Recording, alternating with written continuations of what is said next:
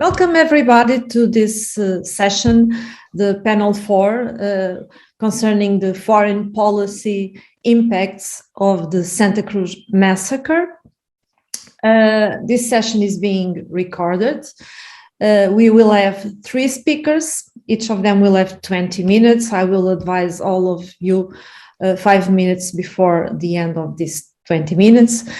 We will start with Clinton Fernandes, who is a professor of international and political studies at the University of New South Wales in Canberra.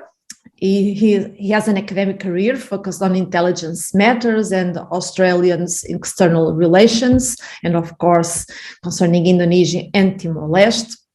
Today, he will talk about a particular aspect of the question of Timor-Leste in the United States, focusing on the actions of members of the American Congress in the period before the Santa Cruz Massacre and their contribution to the pressure exerted on the US government about Timorese cause. Clinton, please, you may start.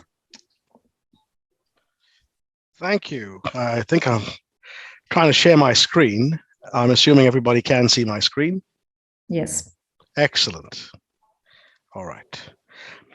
Well, of course, the conference is quite rightly about Santa Cruz. And we all know that there was a major international reaction after Santa Cruz, especially in the realm of civil society. But this was not preordained, and it need not have turned out the way it did. Santa Cruz was a turning point, but that was not preordained.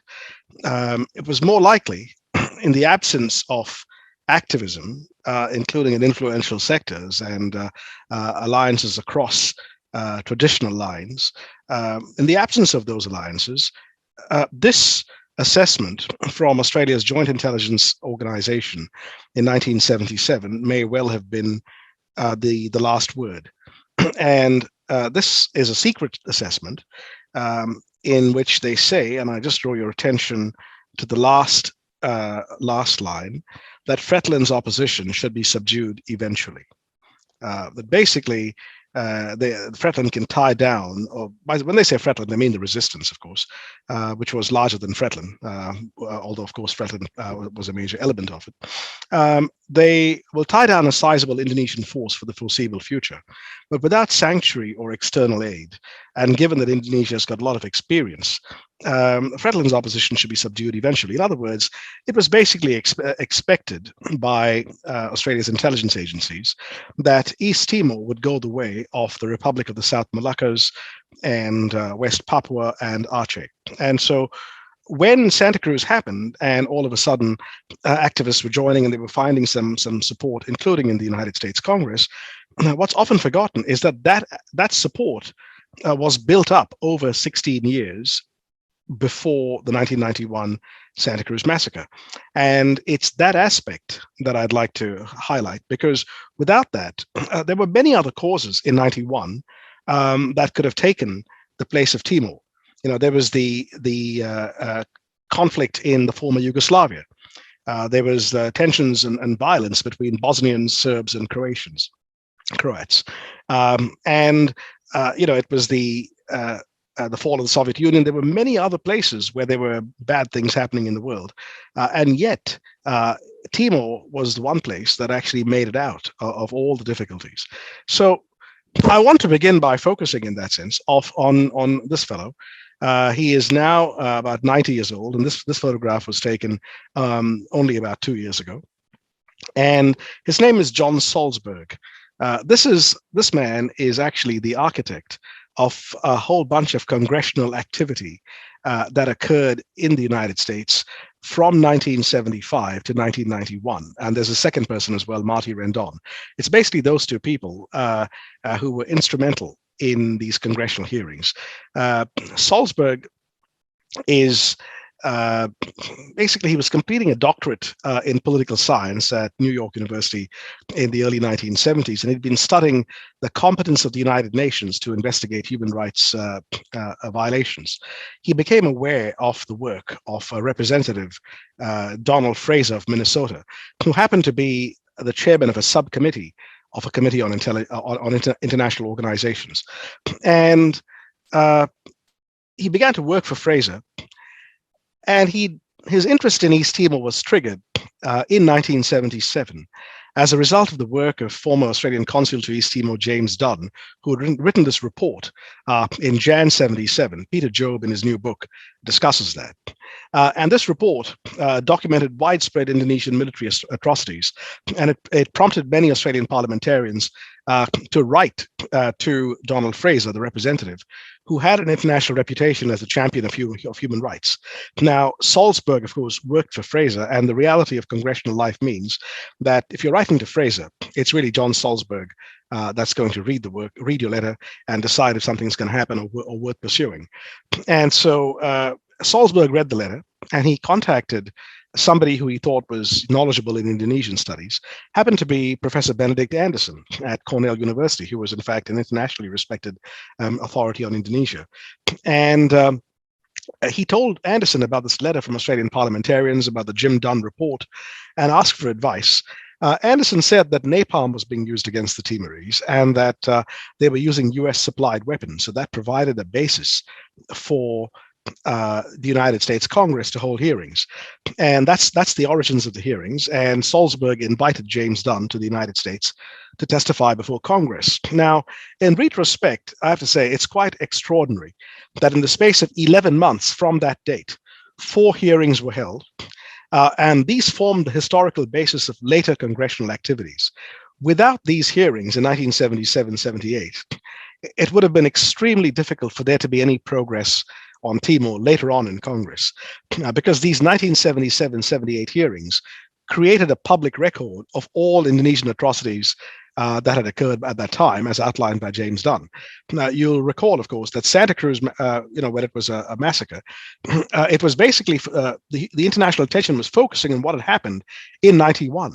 All the previous stuff, was not known to the public, but it had been established in the U.S. Congress.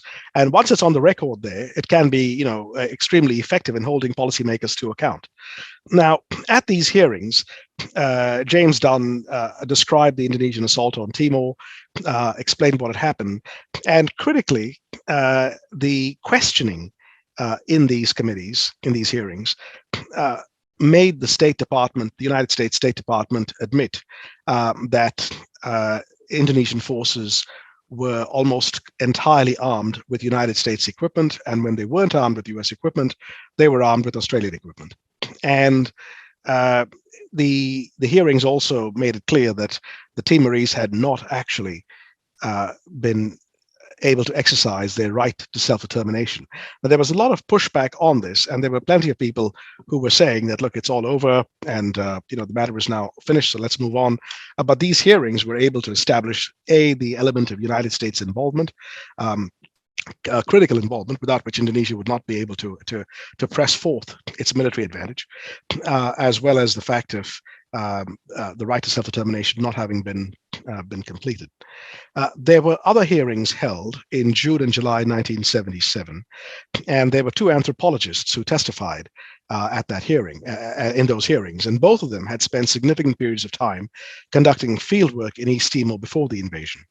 One of them was Shepard Foreman, the other one was Elizabeth Traub, or Betsy Traub, and both pointed out that there were certain non-state elements to the Timorese understanding of what a good life was, that it couldn't, you couldn't really say that they had a consciousness of a nation state. Nevertheless, they had their own way of life. It was unique. It needed to be respected. And of course, under international law, they enjoyed the right to self-determination, which of course meant the right to form a state of their own, or to have their self-determination recognized or realized inside the Indonesian state. And that right had never been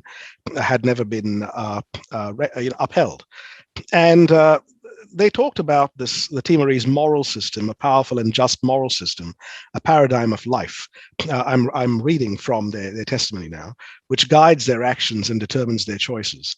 And Betsy Traub testified that despite the material simplicity of their life, they had a rich and complex idea of themselves and the world around them.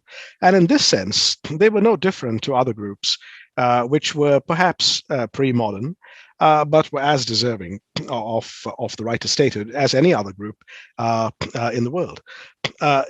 The next part about this, let me just go to the So this is Donald Fraser of Minneapolis, for whom Salzberg worked. But really, while Fraser was doing the questioning, the reality is it was Salzberg who had prepared the questions and had done the briefing papers and everything else. And this man's, John Salzberg, held 100 hearings in the time that he worked for Fraser. Okay, the key activist that Salzberg worked with is Arnold Cohen, who is on the left-hand side of my screen. And of course, there's John Salzberg sitting in his retirement home now. And it was Arnold Cohen who was able to connect people like Australian activists and James Dunn and others to Salzberg, and then to connect them to people in the Catholic Church, without whom the cause of East Timor would never have gained the one thing it did need in 1977, which was a structure of legitimacy. In the United States, when I was talking to people who were involved in these hearings, including Salzberg, they would say, "Look, I'm from the Midwest, and in the Midwest, the people who vote for me think that Joan Baez is a communist. How can I support someone like Jose Ramos Horta and Fretlin and the government of Mozambique, which are all these one-party states?" But the fact that it's gained a structure of legitimacy in the US Congress, the fact that the Catholic Church is being connected to people like this, that gives it a structure of legitimacy without which, once again, any number of solidarity actions or vigils and so on simply would not have cut through. Not in the atmosphere of the Cold War, and not in the atmosphere of the end of the Cold War in '91 when Santa Cruz happened. It's these kinds of activities that provided that structure of legitimacy. The critical period for East Timor began in 1978. Of course, the famine was gathering force, and defeat armed resistance. The conventional resistance was on the verge of defeat.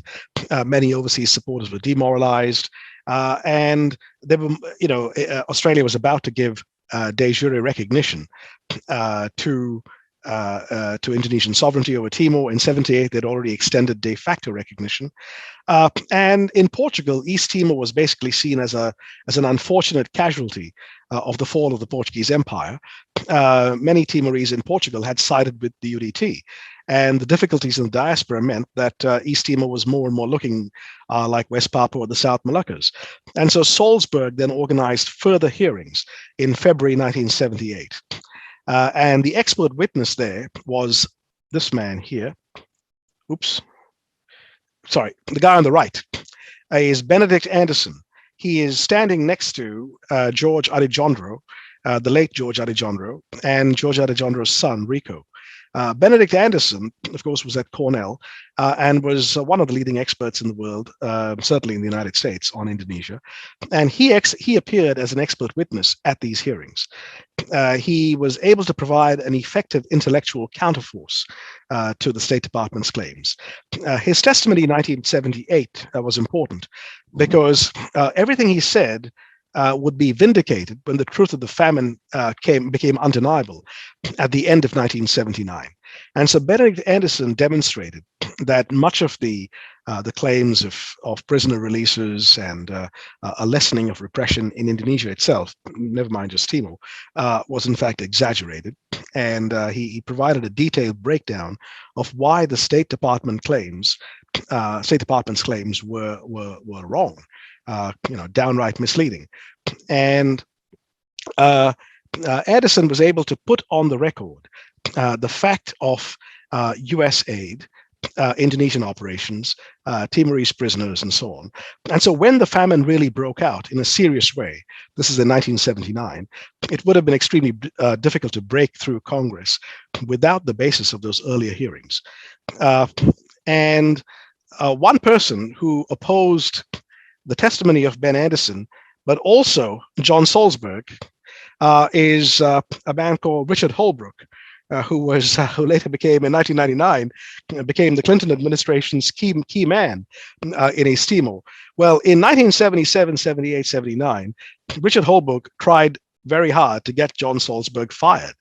he wanted the guy out because Salzburg was causing problems, not just in Indonesia and East Timor, but his human rights hearings were looking into the dictatorship in South Korea and other places where the United States had a very strong anti-communist position, and that anti-communist position meant that they were aligning themselves with very, a reactionary, right-wing kind of one-party, regimes, and so Salzburg was causing all kinds of trouble, and Richard Holbrook wanted to get this guy fired, and yet Holbrook then later became the point man for Bill Clinton. In any case, I just want to go to the next person, but before we go into him, this is Tony Hall, who was a congressman who had served in the U.S. Peace Corps in Thailand. He'd had humanitarian interests, and he came into the U.S. House of Representatives just as this guy, Don Fraser, for whom Salzburg worked, just as he had lost his seat in the elections. And so Tony Hall came in at just the right time. And the same activist, Arnold Cohen, that approached through a number of people, managed to get a connection to Tony Hall. And in particular, a key aide was this man, Marty Rendon. Marty Rendon was, like John Salzburg, the people that we don't hear about, we don't know about. And the reason we don't know about them is that they were not members of Congress. They were staffers to members of Congress. The members of Congress have actually been given awards by the Timorese government. Okay, so Tony Hall has received some Order of Timor. I can't remember which one. It's either the Grand Collar or some other kind of Order of Timor title. And other members of Congress who have been Timor supporters have been given those awards. But the staffers who actually did the work and educated the Congress members and held the hearings, are really the driving force behind them. And this is the same guy, Marty Rendon. He later left congressional politics as a staffer and became the head of the key lobbyist advocate for UNICEF in the United States, the United Nations Children's Education Fund. And I guess it's these people who are kind of gone from history, but created that structure of legitimacy that led to increased action after 1991. So what happened in Marty Rendon's issue was he was a self-described progressive Roman Catholic and very much a child of the 1960s, of the Second Vatican Council, the peace movement, the human rights movements. And he was just 37 years old when Hall approached him in connection with East Timor. This is Arnold Cohen and Hall. And this is what he says. He says, we sort of knew because of the sad history after the invasion, but we didn't really know much about East Timor. And that era was unlike today, where everything is instant and you've got all the social media and pictures of everything. People just simply didn't even understand where Timor was. And so doing the work of educating members of the US Congress and building that structure of legitimacy, the constituents in the US Congress who actually cared about Timor, was the work of people like him. In fact, of him, really, not just like him, of him. I asked him, well, what exactly did you think you were planning on doing? And I just want to read out what it was that Marty Rendon said. He says, one of my mottos always was what Louis Pasteur said, chance favors the prepared mind. I thought, isn't that interesting? If you're prepared and you see an opportunity, then maybe if the congressman makes a speech, maybe he takes advantage of a visit, maybe he offers an amendment, then maybe there's a chance of dialogue. And so what he tries to do is he says the staffer should put themselves in a place where good things can happen to them, because you don't know what's going to happen. But if you've got your antenna 5 minutes, Clinton. No worries. If you've got your antenna up and you're well positioned and you're doing something, maybe the tide will come in and you could be at the right intersection in history, but you never know and you can't know. And his references are quite interesting. I mean, he quotes Mother Teresa all the time, not all the time, he quotes Mother Teresa, the church, various people like that. And he says, look, my beat is Congress. It's not social mobilization or activism. And he recognizes that, in fact, it's the activists that are doing the work, the anthropologists who are giving evidence and testimony. And his beat is the US Congress. So in that sense, I will end my presentation by talking about a third guy who is from Indonesia, but very important. And I'm just translating what he said, which is he warned against the kind of scholarship that makes you reliant on a visa in order to go back into the country. Because if you do that kind of stuff, I mean, of course, that kind of stuff can be valuable scholarship. But the problem is that you then moderate what you're going to say, or what you're trying to say, or what you want to say, in order to not get banned and in order to maintain your ongoing connection. And so Adijondro, who was an Indonesian scholar, standing next to Ben Anderson in that photograph, was quite critical of this very dynamic. And I really don't know the answer to it, because when Ben Anderson tried to talk about Timor, he was in fact banned from Indonesia and didn't go back until 1998. In fact, he was banned because of what he was saying about the Suharto dictatorship. But in any case, I just want to bring this thing here. This is ultimately Richard Holbrook shaking the hand of Tower Mutton Rock with General Peter Cosgrove on the left, the Australian commander of Interfet, and Sergio Vieira de Mello. There, of course, is the Portuguese president. And I've got a whole bunch of people on my screen on the right, but I'm assuming you can see Ramos Horta on the right-hand side in the second photograph, as well as Richard Holbrook. And I guess I'll conclude this presentation by saying that we've seen how it looks like at the end of the Timorese independence struggle, with the generals and the international statesmen and so on. And we all know, of course, that it's the Timorese people who, through their courage and defiance, managed to hold on for all those times, including after Santa Cruz.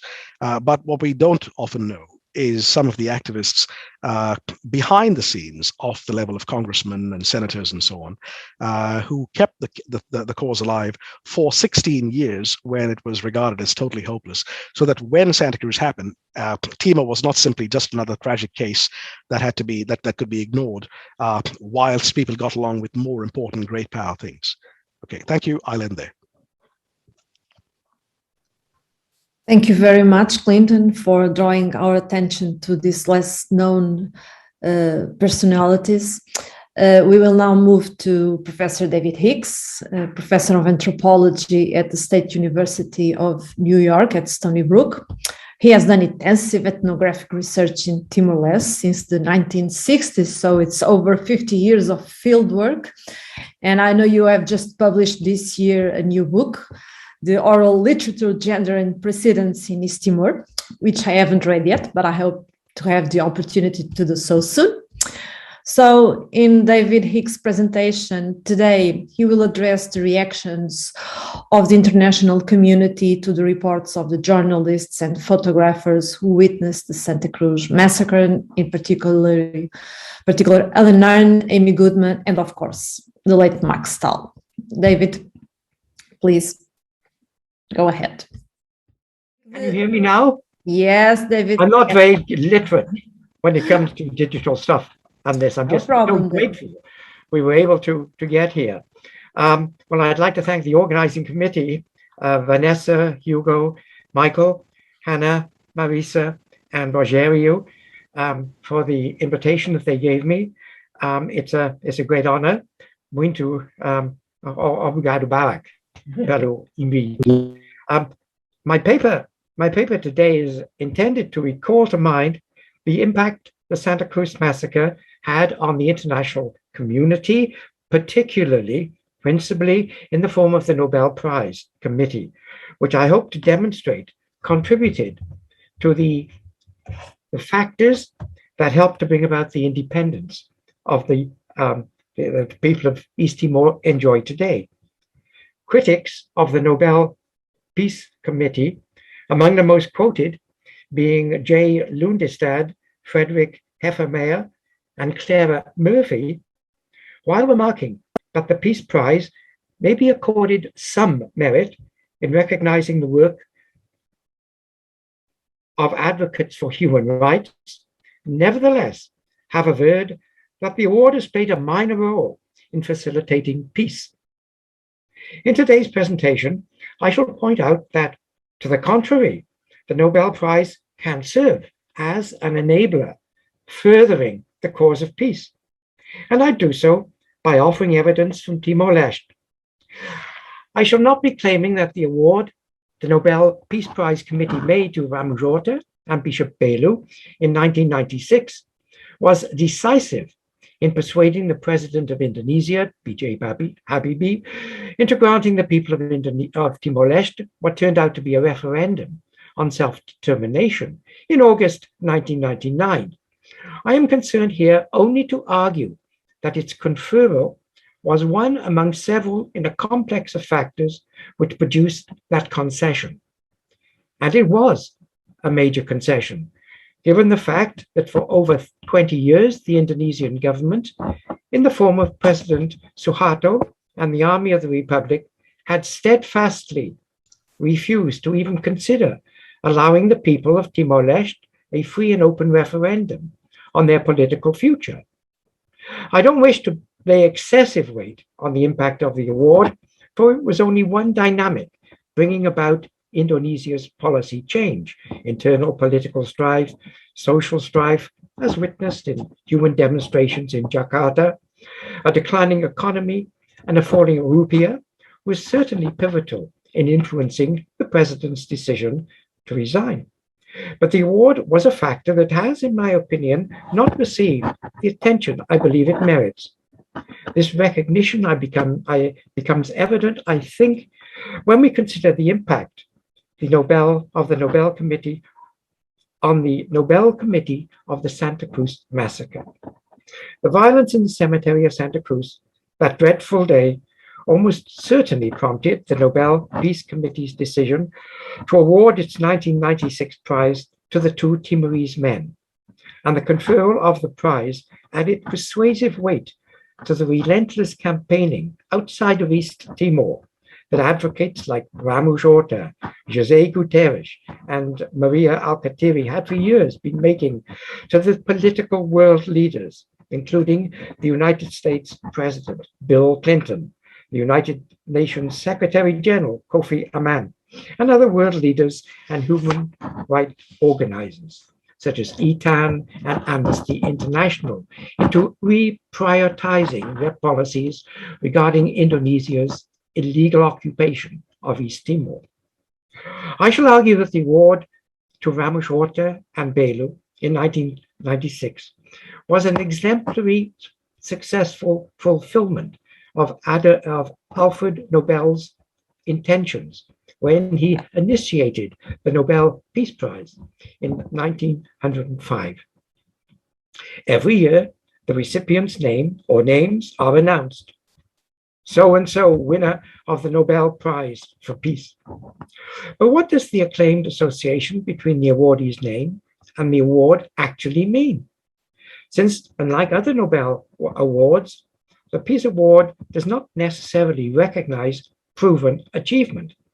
Instead, at times the award is given in the expectation of achievements or to encourage an achievement.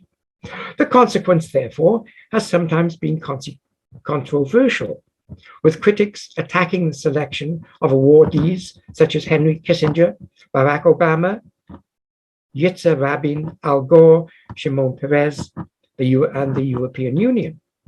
This arbitrary quality that these critics claim to exist might be seen in the non-recognition of such apparently meritorious candidates as Mahatma Gandhi and Pope John Paul II, which have cast the award in further critical light. The arbitrary quality the above-named critics have noted and the controversies that have resulted may perhaps to some degree be explained by the somewhat vague scope of Alfred Nobel's will, which was made in 1895, which sought to identify the person who shall have done the most for the best work for fraternity between nations during the preceding year, for the abolition or reduction of standing armies, and for the holding and promotion of peace congresses. Let us look at the Santa Cruz Massacre in this context. Within days of the massacre, international news agencies were publicizing the bloody event, and the deaths of these young people quickly transformed into a symbol reminding Timorese of all the mass murders the security forces had perpetrated upon them since 1975. To influential opinion makers in the outside world, it provided a wake-up call for purposeful action. As everyone here knows, from time to time, reports of other massacres had managed to seep through the Indonesian security net, only to be cursorily dismissed by the Indonesian propaganda machine as unfounded rumors circulated by local troublemaking agitators and exploited to embarrass Indonesia by the likes of Amnesty International. But this time the cover-up was thwarted because an investigative journalist, Alan Nairn of The New Yorker, a New York broadcast journalist, Amy Goodman, and of course the British photographer journalist, Max Stahl, who sadly passed away the other week, had accompanied the marchers. Nairn, as we shall see, would later testify to the United States Senate that he was clubbed on the head by a gunbutt and describe how Stahl's camera had been confiscated. Stahl, of course, had, however, anticipated such a reaction by the security forces and had buried his film in one of the graves in the cemetery, from which he retrieved it at night when the soldiers had departed. And so it was that within a matter of days, Yorkshire television in the United Kingdom was showing grisly scenes of students being systematically mown down by the United States-made AK-16s. An international outcry from some, though not all, informed international leaders followed, and Senator Tom Harkin, Democrat of Iowa, urged Congress to stop permitting arms sales to Indonesia and jettison the then current US program for training Indonesian military officers. Additional criticism came from Portugal and elsewhere, and this was increasingly augmented by an upwelling of voices issuing from previously silent quarters of the international community, urging Indonesia to relax its iron purchase on their colony and permit an internationally monitored act of self-determination. And as Matthew Jardine wrote in the book he co-authored with Constantiu Pintu, East Timor's Unfinished Struggle, in 1997, 1 year after the Nobel Award and 2 years before the referendum, given the increased attention that the 1991 Santa Cruz Massacre, Jakarta has had to be more circumspect in dealing with demonstrations and protests in East Timor. But Indonesia still retained, though in diminished form, the backing of long-standing allies like the United States, Australia, the Netherlands, Britain, and Japan, and remained reluctant to pressure Suharto to grant the Timorese people a definitive voice in their own future. With the benefit of hindsight, we may see that these uncoordinated calls for a plebiscite lacked a symbol that might serve as a trigger or wake-up call that would graphically encapsulate the horrors to which the Timorese were being subjected by the Indonesian armed forces. This happened, I argue, with the Nobel Peace Prize being awarded to Belu and Ramushorta in 1996. The recognition conferred on the occupation a dramatic symbol that, by evoking the atrocities committed in the past, brought these earlier little-known mass murders into view with the latest outrage and turned international opinion against the occupation. Tellingly, the Nobel Committee conferred the honor in language that explicitly echoed the words articulated by international organizations after the massacre. The committee lauded Belu and Ramushorta for their sustained efforts to hinder the oppression of a small people, in the hope that this award may spur efforts to find a diplomatic solution to the conflict of East Timor based on the people's right to self-determination. It did. A new president, Bill Clinton, took note, and Secretary General Kofi Annan reiterated United Nations demands more energetically than hitherto, until it became apparent Indonesia had lost most of the international support President Suharto had for decades taken for granted. Yet the profound impact the massacre had on the Nobel Committee's decision still, I think, is not appreciated as greatly as it should. Also unappreciated has been the part played by the award in re-energizing the resistance movement, the momentum of which had been seriously exhausted, and its role in providing a shot in the arm for Timorese expatriates.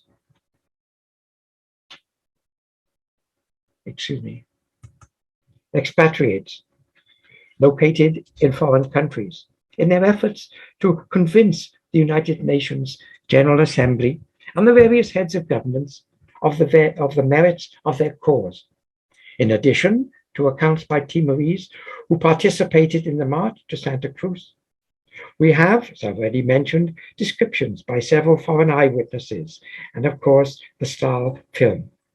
On February the 27th, 1992, Alan Nairn reported what he had witnessed and experienced to the United States Congress Senate Committee on Foreign Relations hearings. He placed the Santa Cruz massacre in its political context and in the context of human rights. In his statement, Nairn said this about the Santa Cruz massacre. Yet although the stance on East Timor of many governments around the world is still one of doing the minimum required to appease public pressure, the fact of the matter is that the pressure now exists in a way it has not since the 1975 invasion. Even traditional backers of Jakarta, like Japan and the Netherlands, are facing serious internal challenges to their Timorese policy. In these and other influential countries, there are strong factions in their parliaments and governments that are now, in the wake of the November 12th massacre, pressing for insistence on Timor's rights. The result has been support for Indonesia has had a tentative and unsteady quality that stands in marked contrast to the situation that prevailed before November 12th, when key nations got along with Jakarta by choosing to avert their eyes from its running occupation of East Timor. The Human Rights Commission, for example, is now taking up a resolution that is bitterly opposed by Indonesia, but is still garnering substantial support. The current draft of the resolution, originally offered by Portugal, calls on the Secretary General to monitor human rights on an outgoing basis, and also makes reference to the United Nations resolutions which call for self-determination, and notes that human rights violations have continued in East Timor since November 12. Amy Goodman and I testified to the Commission on February 12th and commented on a showing of the raw video footage of the massacre. That must be Stahl's film.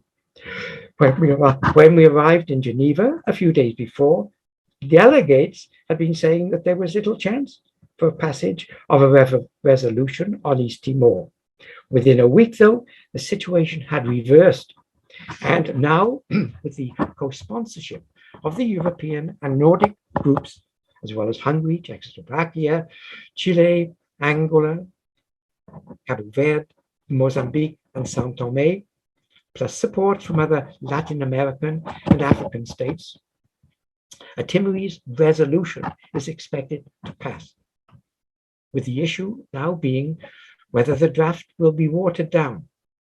Though England and the Netherlands tried to weaken the resolution when it was discussed inside the European caucus, they have now signed on to it. And it will be mainly up to the United States whether the resolution proceeds in its current form. In addition, I have learned, Mr. Chairman, that advisors to the United Nations Secretary General are urging him to take up the question of self-determination for East Timor. Portugal has already presented him with a proposal for negotiations, which would include the East Timorese leader of the Timorese underground, Xanana Gusmão, who has advocated proposed talks without preconditions. There are nations and there are nations with Security Council seats that are now considering raising the Timor issue there. In sum, the political elements needed for the United Nations to resolve the Timor question are finally beginning to move into place. Portugal, the administering power, after years of lethargy, is finally beginning to take some serious action. And Japan and the key players in Europe are, for the very first time, facing strong internal pressures to leaven their cynical support for Jakarta with some serious urging that it obey the law on questions of East Timor. 5 minutes, David. Thank you. Jakarta is in no position to thumb its nose at foreigners. The November 12th massacre has inflamed an internal political crisis, which has, by many accounts, shaken the Suharto regime. The actions taken here in Washington in the coming months will go a long way towards determining how that crisis is resolved, especially with regard to East Timor. Adding heavy ballast to Nairn's statements was Stahl's shocking video, which was a momentous revelation in visual form to people around the world of what Nairn called genocide that was going on in East Timor. And it spurred a greater moral outrage against the Indonesian occupation than had existed before. Congress did not immediately stop funding the training of Indonesian military after hearing Nairn's presentation, and the United States continued selling arms for several years after the massacre. And it was only in 1991 that the United States cut all military ties with the Indonesian military. This was done by a new president, President Bill Clinton. In Europe, the massacre had even less immediate impact on international leaders, despite the government of Portugal's attempts to persuade other countries in the European Union to take a hard line. The United Kingdom, whose government had a profitable arms trade with Jakarta, was especially recalcitrant. Now let me conclude by returning to the matter of the Nobel Prize. Because the Nobel Prize Committee enjoys a latitude in identifying prospective recipients, its choices from time to time have often appeared arbitrary or even unjustified, certainly. Hence the criticism that Alfred Nobel's lofty aspirations are too often unrealized. Just though some of these criticisms are, in the case of Timor-Leste, the 1996 award did indeed fulfill the originator's peace facilitating goals. What happened in Santa Cruz persuaded the committee to award its prize to the two East Timorese advocates, and the bloody massacre and the conferral of the Peace Prize eventually convinced the White House and Congress and other hitherto uncommitted influential leaders in the international community that they had now to play a more decisive part in pressuring the Indonesian president into granting Timorese a say in their own futures. In the case of Timor-Leste, then, the aspirations of the prize's creators were realized. Thank you very much. Obrigado, Baron. Thank you very much, David. You fulfilled the 20 minutes time. Thank you. So we will now move on to Peter Job.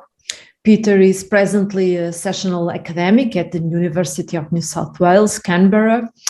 He has carried out intensive research on the question of Timor-Leste in the international and political contexts. His latest book, published in June this year, called A Narrative of Denial, Australia and the Indonesian Invasion of East Timor, is going to be presented tomorrow at the session dedicated to the launch and discussion of new books. So I invite all of you present to attend. Peter is going today to give us a presentation on how the Australian foreign policy responded to the events of Santa Cruz and its impact on the government political agenda.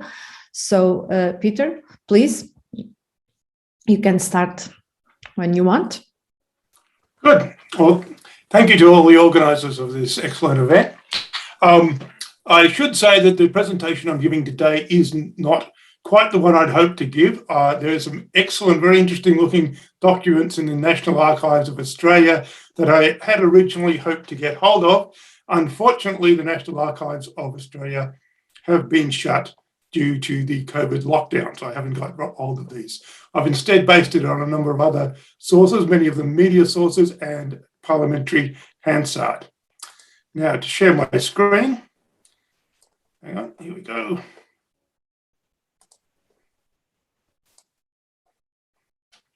Okay, now this is the Santa Cruz massacre and the Australian foreign policy response. I'll see if I can get the. Okay, I'm trying to share a screen and it doesn't seem to be working. Can people see this screen now? We can see your screen. Yeah, yeah, we can see. Good. Okay. There are Australian foreign policy.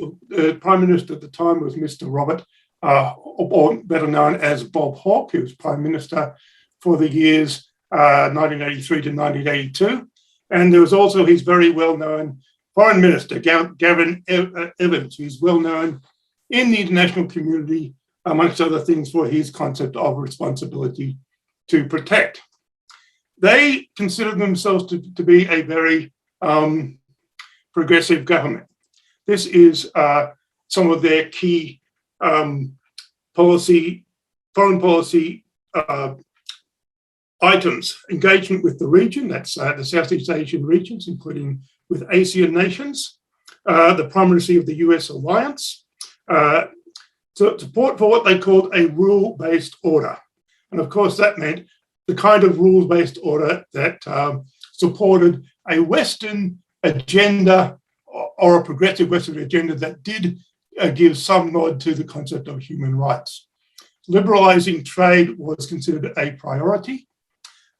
Regional engagement with ASEAN nations.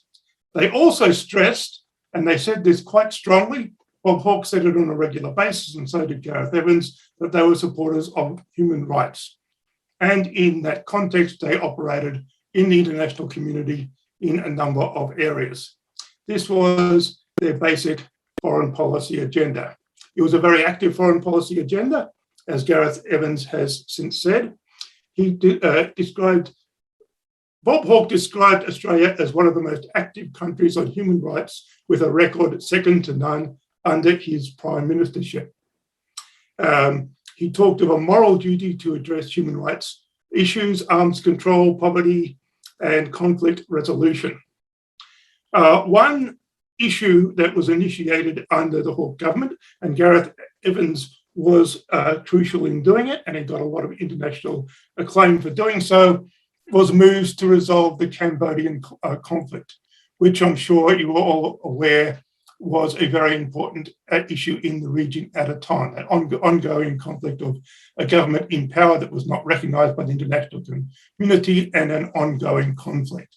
They also supported moves for international disarmament, and they were actively involved in opposing the apartheid situation in South Africa. They worked to liberalise world trade. They helped establish ASEAN, and engagement with the region once again was a key policy. Now, when Bob Hawke came to power, and that was before, I should say, that Gareth Evans was foreign minister, they identified Indonesia as one of their key policy issues that they wanted to improve relations with. In opposition, Labor policy under the Fraser government had supported East Timorese self-determination, and they'd had 3 strong policy resolutions in favour of it.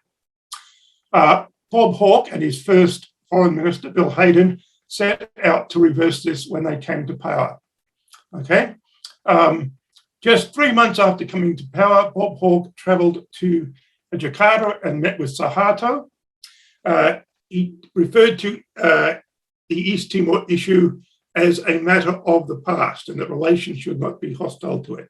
He even praised the Suharto government for improving the conditions of the Timorese people. He had a bit of a problem, though, and that was that Labor policy had until then supported self-determination. So the way he got around it was to appoint this gentleman, Bill Morrison, to head a parliamentary delegation to East Timor. Bill Morrison was a very pro-Indonesian individual. He'd been a diplomat before he entered parliament as a member of the Labor Party. He later returned to diplomacy. He'd been Minister of Defence under the Whitlam government and had strongly supported the Whitlam position on East Timor, which I'm sure you're well aware of. He led a delegation to East Timor that supported, produced a report that rejected claims of human rights abuses and supported the Suharto regime. I should say that Clinton Fernandes has done some research in this, and he's got quite a good paper in, I think it's the 2017 Timor-Leste Studies Association publication. Okay, he didn't get his whole way. There was a Senator Gordon McIntosh who opposed his position and wrote a dissenting report. Nevertheless, Bob Hawke used the official report to reverse Australian Timor policy. He explicitly extended de jure recognition on Indonesian Independence Day on the 17th of August, 1985. Now, that wasn't the first time they'd done it. It had been quietly extended under the Fraser government, but he made it more clear. Okay. There was also this personal relationship in the play. Gareth Evans established a very strong personal relationship with Ali Alatas, and he cooperated on him with a number of issues that Evans saw as very much a progressive agenda. Region cooperation with ASEAN, APEC, economic body, working together to resolve the Cambodian issue. And of course, ASEAN and Indonesia were very important in that. And he and Alatas collaborated. So Evans was proud to be working with Alatas to resolve that issue. Refugees was something of an issue after there was still the aftermath of the Vietnam War, and there were Cambodian refugees throughout Southeast Asia at that time. And there was South Africa. Evans worked with Alatas to put the issue of South Africa on the agenda of the non-aligned movement. And of course, there were the Timor Sea resources. You've all probably seen this very famous photograph. It seems to be a great deal of hypocrisy that this person, the responsibility to protect guy, Gareth Evans, could be doing that, but he didn't see it this way. He saw his relationship with Ali Alatas as a mark of his success and his progressive agenda. There was an interesting encounter about 6 weeks before the Santa Cruz Massacre. Kamal Bemhenja and Gareth Evans actually met in September 1991.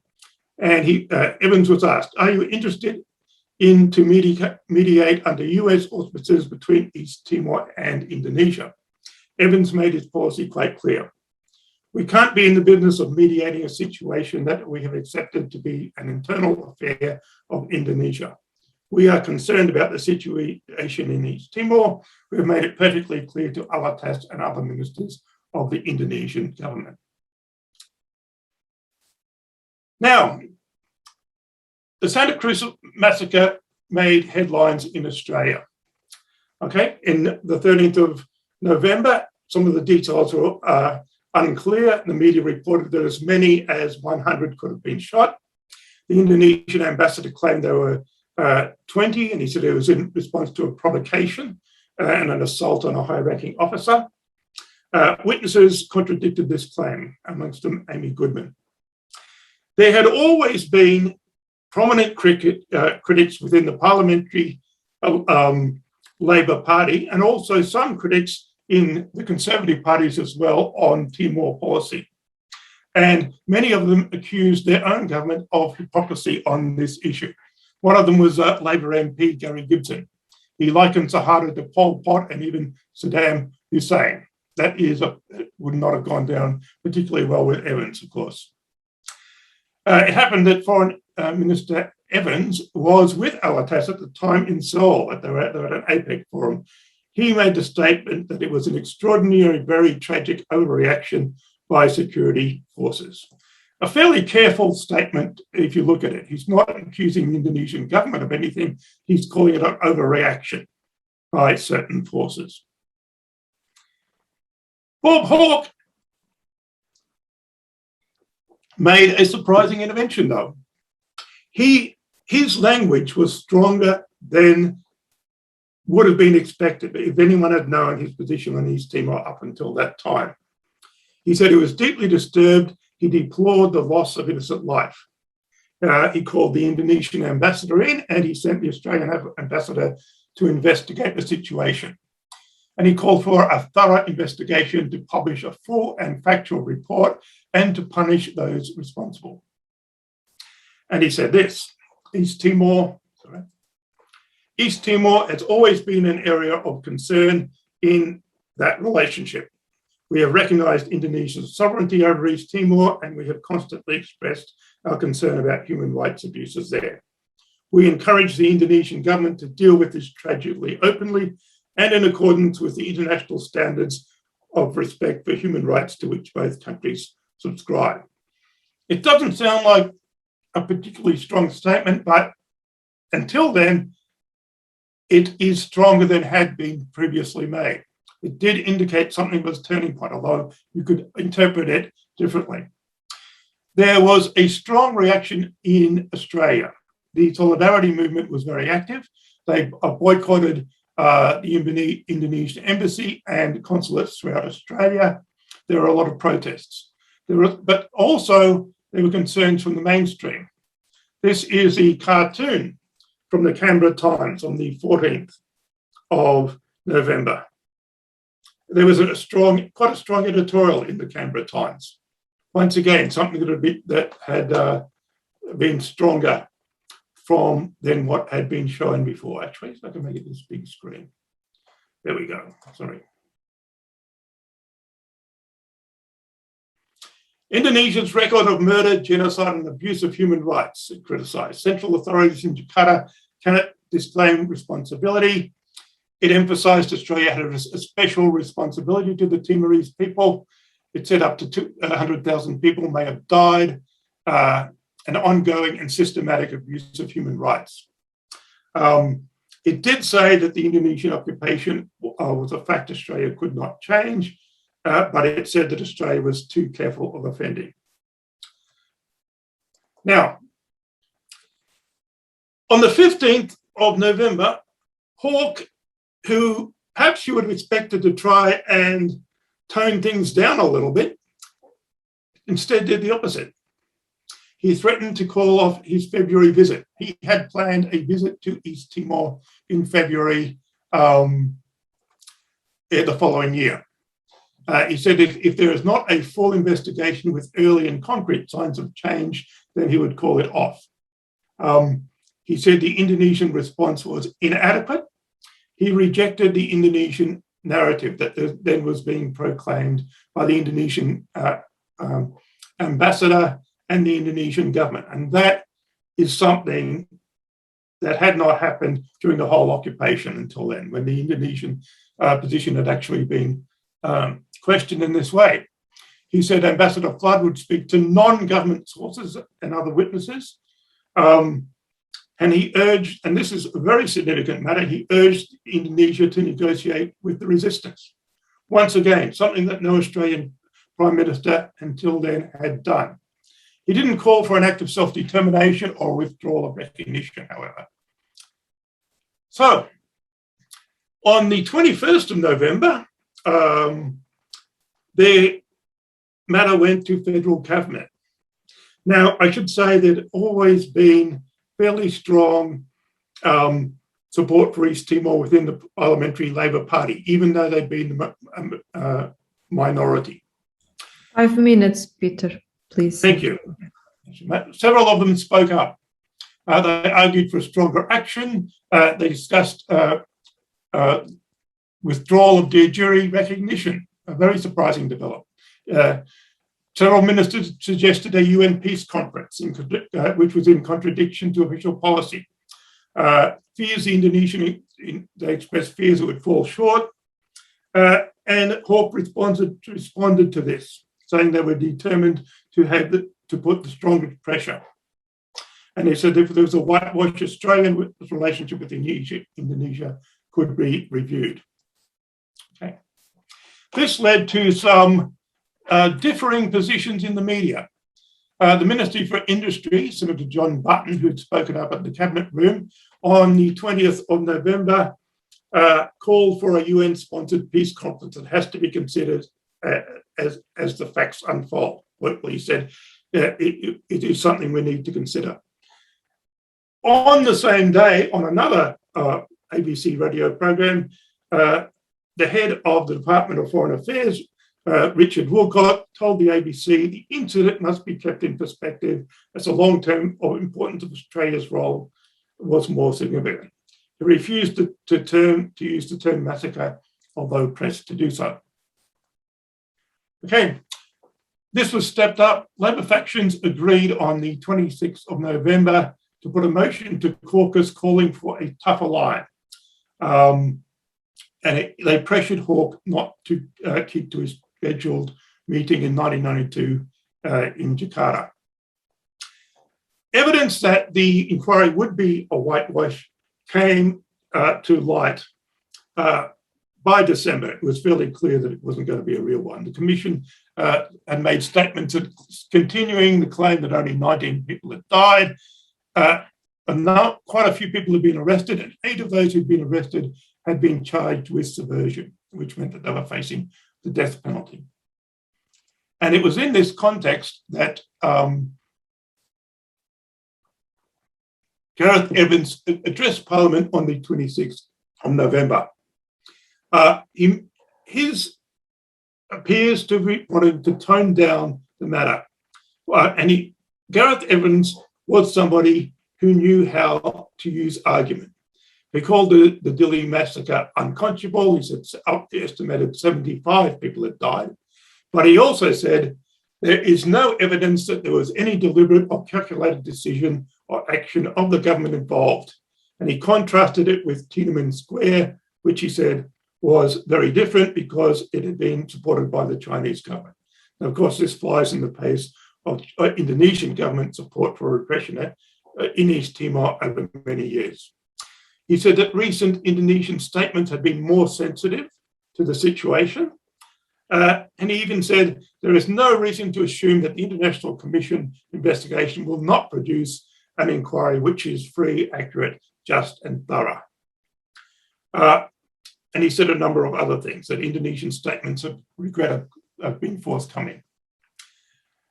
He said that Australia supported a new approach to reconciliation, and this was new, including talks with resistance leaders. Now, he argued against what he called negative options, a cancellation of ministerial visits or an end to military aid. He said evidence was that many East Timorese would be happy living in peace in a unified Indonesia, and that the only realistic solution lay with an acceptance of Indonesian sovereignty.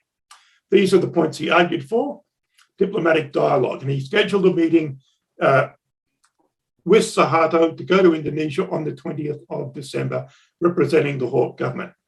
Exploration of possible UN role for reconciliation. He didn't, however, talk about a conference. He talked about the good offices of the Secretary General, which of course was really where the situation already lay legally. He supported integration of the International Committee of the Red Cross, and he said he supported an establishment of an Australian consulate in Dili. So what happened? He had this visit planned. The day he arrived in Indonesia, there was an important development in Australia. A change of Prime Minister. Paul Keating became Prime Minister of Australia. Okay? This immediately undercut Evans' mission. Whatever Evans was planning to do, it became clear that the Indonesians would not take him seriously under these circumstances. This is an article from the Canberra Times. Evans may face brush-off. Paul Keating had not been greatly involved in foreign affairs until then. However, he was known to be a supporter of Indonesians, and the Indonesians knew this. 1 minute, Peter, if you can, of course. So, and indeed, that's what happened. He admitted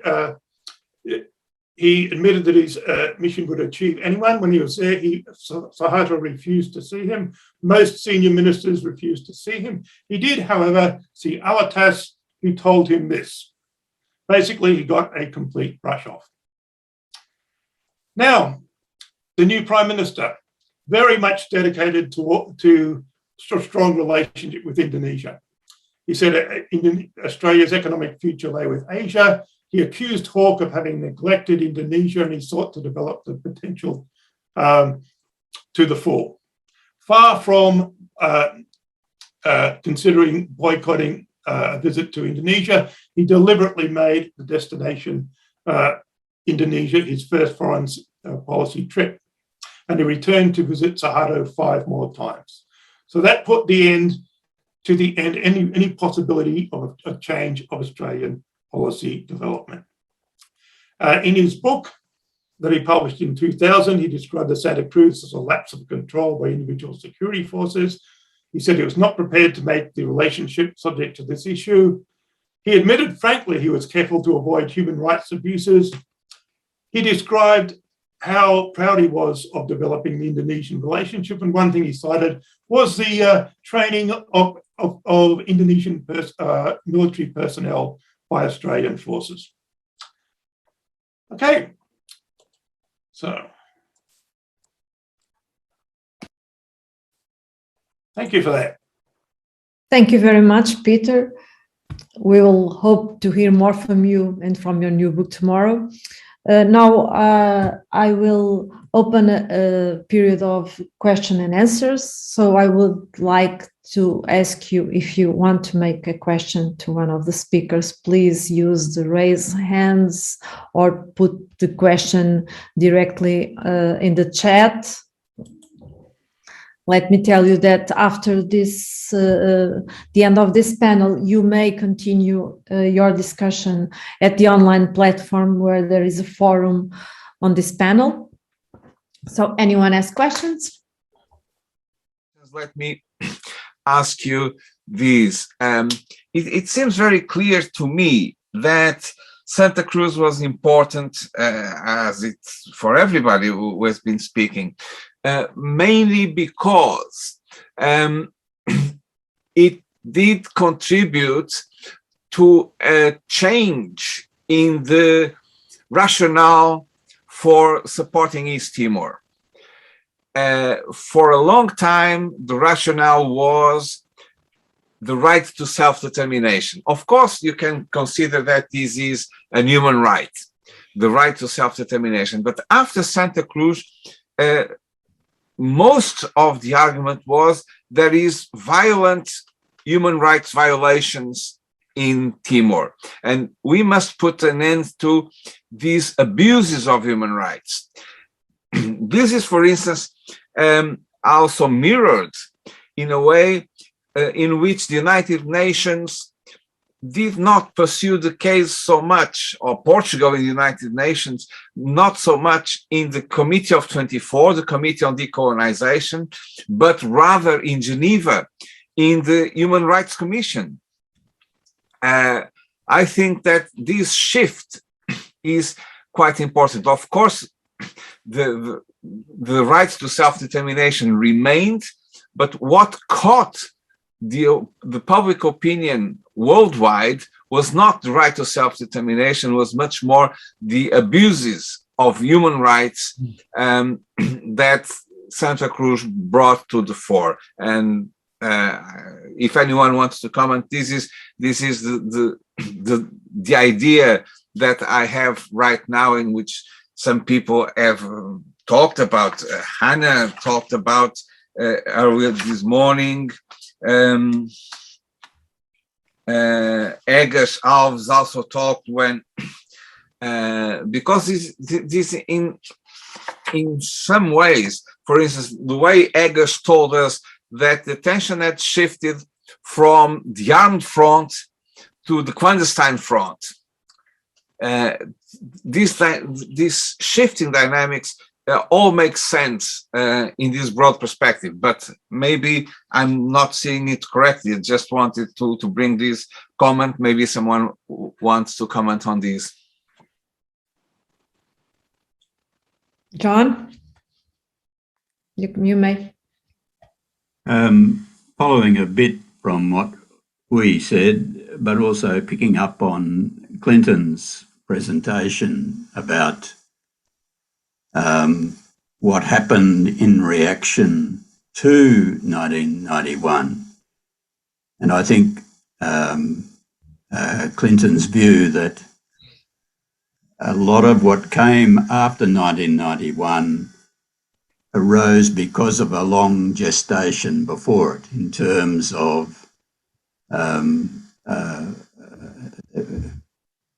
interest in what was going on in Timor around the world. So not only did what he described in the US Congress in particular make sense to me, but also 1991 led to an explosion of new sort of interest. Not only was it people who had stayed with the story from 1975, and not only were they animated by the events, because it was, for a lot of people, banging head against the wall. Not only were they animated by it, they were able to then draw on their connections and their knowledge to spread the word and stimulate new activity. But it also brought a whole new generation of people into the Timor story. And I've always reckoned that 1999 was the moment when it was not just the elites, not just the politicians. It was actually, certainly in Australia anyway, a mass of people who had been, to use an old-fashioned word, conscientised, or knew about Timor in a way that could no longer let it continue. And so 1999 was actually what I call the very late ripening fruit of 25 years of activity, a lot of which, like Clinton says, was in the background, not public figures, but stuff going on behind the scenes. Now, that's not a question, it's a comment, but I just wanted to throw that in. Thank you. Thank you, John. Any additional comments? I would like to say just a few words. Clinton has done a very nice presentation, drawing the attention for lesser known figures in this question of Timor. I would say that it's quite interesting because sometimes we only talk about the big figures, the prime ministers, the foreign affairs ministers, the presidents, but in fact, some of the work, most of the work that was done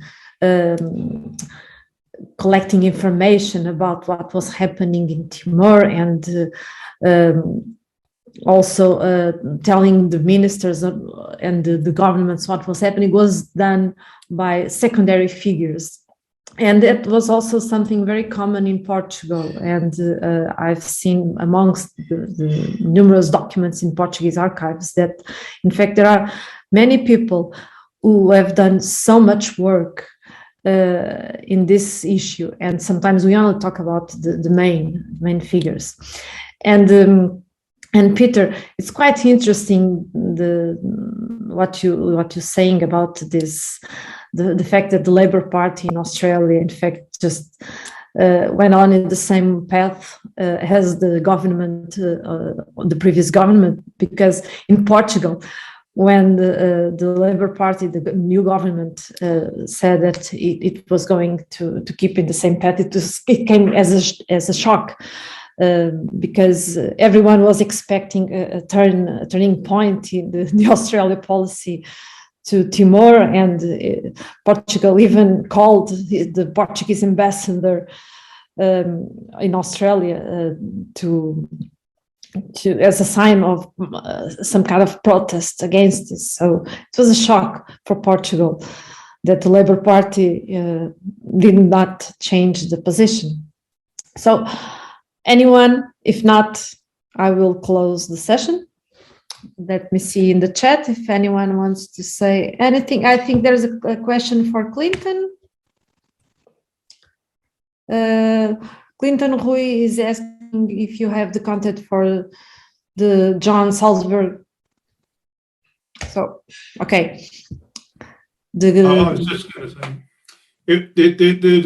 it was a shock in Australia about the change of policy, because not only that, certain individuals, Bill Hayden, who had been the opposition leader of the Labor Party, was outspoken in criticising the Fraser government's policy on East Timor. Now, he was Bob Hawke's first foreign minister.